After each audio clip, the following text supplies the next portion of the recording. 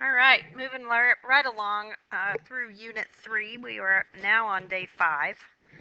The next 3 days, Day 5, Day 6, Day 7, are devoted to what we call inverse functions. So today's goal is we're going to look at a series of inverse operations. We're going to create inverse functions. We're going to make connections between the 3 ways to find inverse functions, which is algebraic, from a table, and from a graph. And then we're going to look at recognizing some patterns.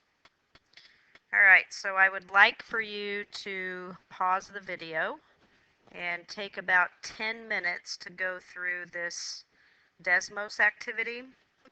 So log on to studentdesmos.com, put in the code, and then you'll go through some activities via the internet to give you an idea to an introduction to what inverses might be.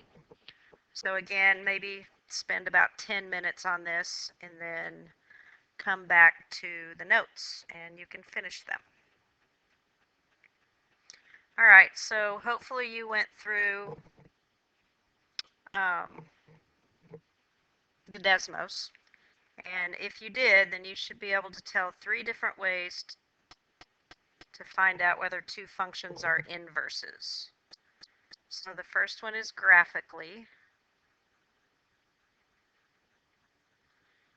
And if you look at the graph of 2 inverse functions, they reflect over the line y equals x.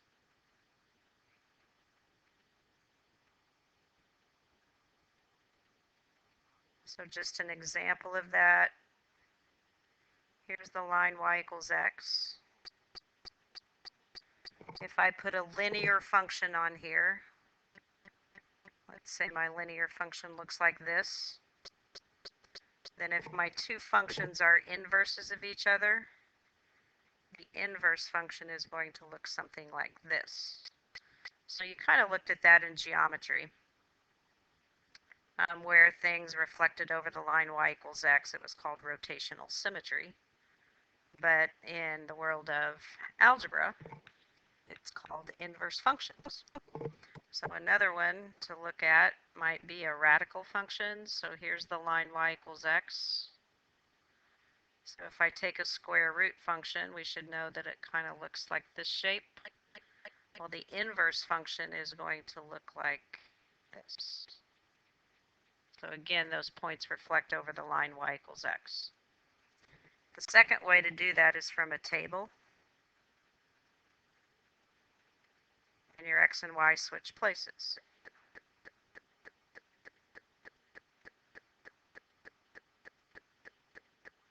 So example, if I give you x and f of x, 1, 2, 3, 3, 5, 7 maybe.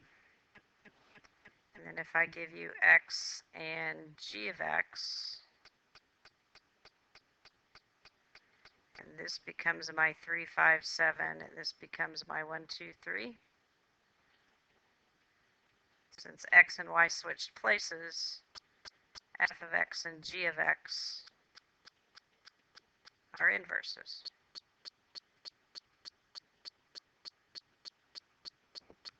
The last way is what we'll start working on today, is algebraically.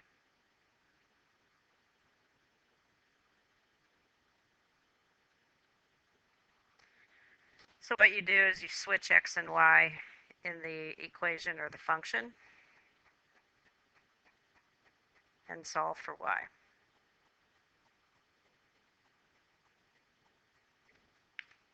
All right.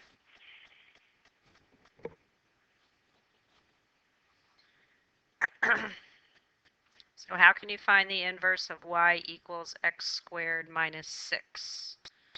So we're going to do this algebraically.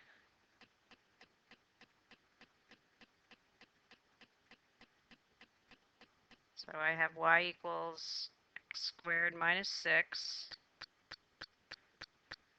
So I have, switching my x and y, I get x equals y squared minus 6. If I solve for y, I get x plus 6 equals y squared.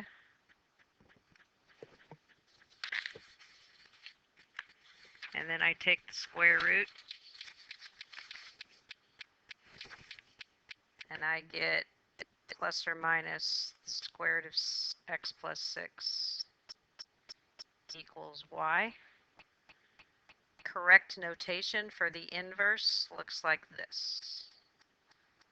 So the inverse of x is equal to plus or minus the square root of x plus 6.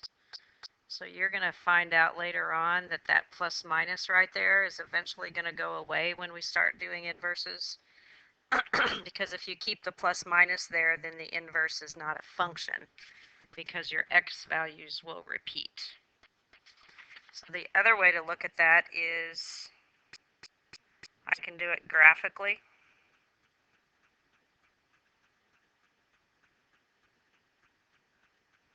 So my original function is quadratic, x minus 6 with the y-intercept being negative 6.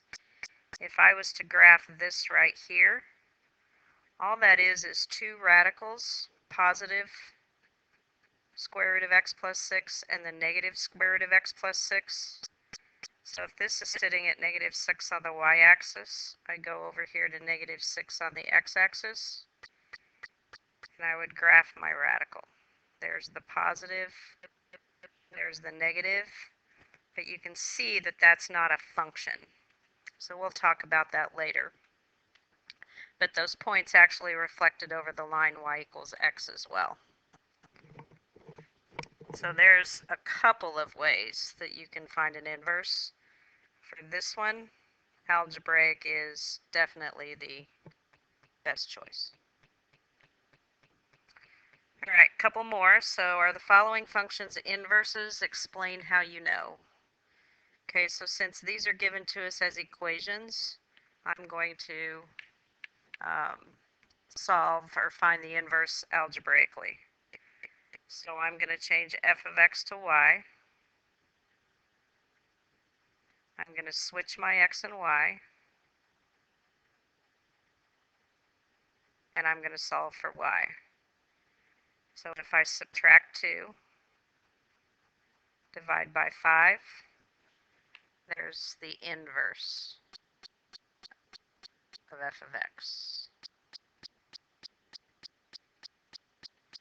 So over here, I'm going to do the same thing. So I'm going to have y equals x minus 2 over 5. I'm going to switch my x and y.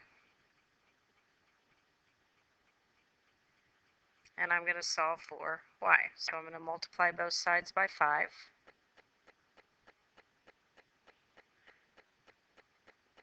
And then I'm going to add 2. So I get 5x plus 2 equals y, or 5x plus 2 equals the inverse of g of x.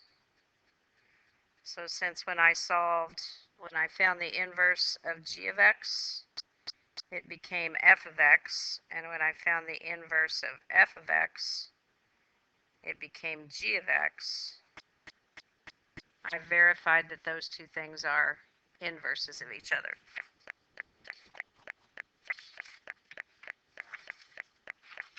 So to explain, basically when you flip x and y,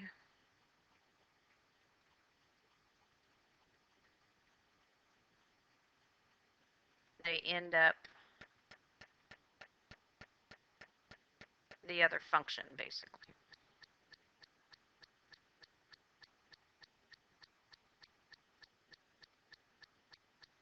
Okay, so that's algebraically. Okay, so now we look at this. We say, are the two functions represented graphically inverses? Well, we can look at some points. So if I maybe take this point right here, which is 4, 3, and this point, which would be 4, negative 3. Well, they're not inverses because if it was, if I switch these, I should have the 0.34 on that blue graph. Or if I take the blue point, 4, -3, and I want to go to the red graph, it should be -3, 4. So these are not.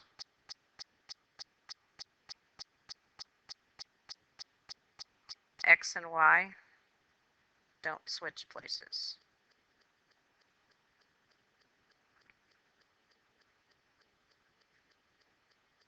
You could also look at the line y equals x that looks something like this.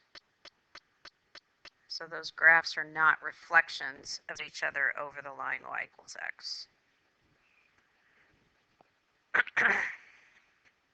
Okay, so for the function f of x equals 2x plus 6, find the inverse and explain how you know that it's the inverse of the original. Okay, so I can do y equals 2x plus 6. I can do this algebraically. Switch x and y.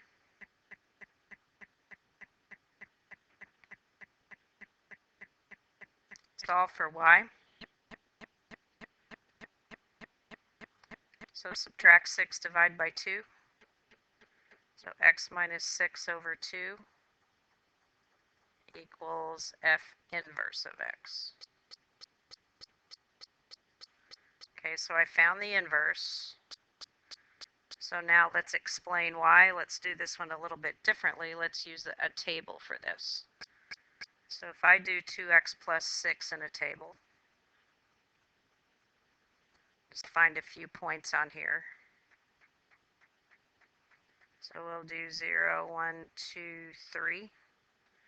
So 2 times 0 plus 6 is 6. 2 times 1 plus 6 is 8. The next one's 10, and this one will be 12. So if I go over here, and I switch my x and y, let's just switch our x's. So 6, 8, 10, 12. See what happens when we plug into what I think is the inverse, x minus 6 over 2. So if I plug in 6, I get 6 minus 6 over 2, which is 0. When I plug in 8, I end up with 2 over 2, which is 1. If I plug in the 10, I get 4 over 2, which is 2. And 12 minus 6 is 6. 6 divided by 2 is 3. So you can see I proved they're inverses of each other because x and y have switched places.